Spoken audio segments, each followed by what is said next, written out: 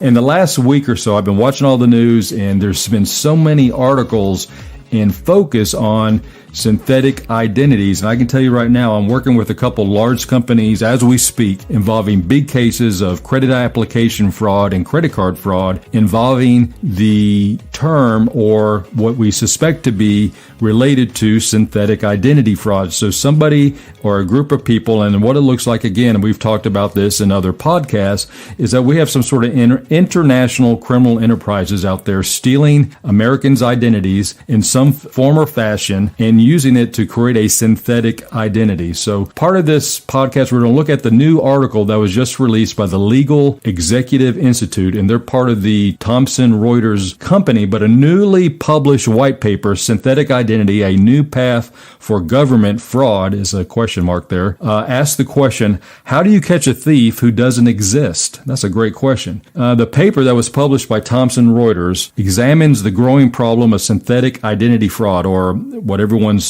spoofing here or talking about to shorten that up is SIF fraud. So a relatively new form of identity theft in which criminals combine pieces of real data and fake information to create an identity entirely for the sole purpose, obviously, to defraud companies. So, and it's almost impossible to trace. So a few podcasts ago, I told you guys back in December, I had my identity hacked. The information has been slow in coming, working with law enforcement. I'm also part of LifeLock's personal alert system on any suspicious activity with my credit file. And that's how this case got started, by being communicated or called by them to alert me about suspicious activity on my Social Security number. In that particular case, what it's looking like, it looks like it's a hybrid of synthetic identity. The bad guys who were attempting to obtain credit at a women's clothing store, national clothing store, use my Social Security number, but other fictitious or bogus pieces of information. And that fits exactly into this synthetic identity phenomenon that's going on right now. Doesn't fit entirely into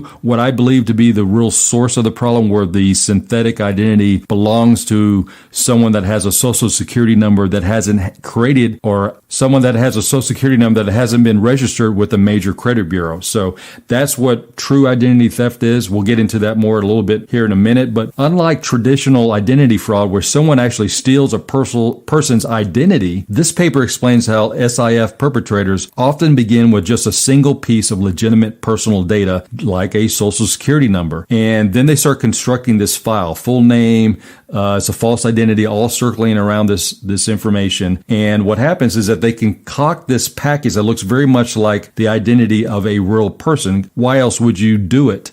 You're trying to fake out banks and credit institutions and other companies that are trying to conduct business via credit. And so what they try to do is use that false identity, like I said, to apply for credit. And, a lot of banks are seeing that loans are being secured and then found out to be connected to a synthetic identity, or even fool the government and governmental agencies to allow fraudsters to accept or intercept tax returns in different forms of payment that people receive from the government. So this is a big deal right now, and it's probably going to get worse going forward until some of the legislation that was enacted late last year will go into effect. And as we all know, sometimes government agencies operate at a snail's pace. So I think before those bills or some of the governmental institutions out there really start taking this seriously, we don't see the bad guys really take advantage of synthetic identity fraud to its fullest potential until these government agencies really start clamping down on some of their internal processes.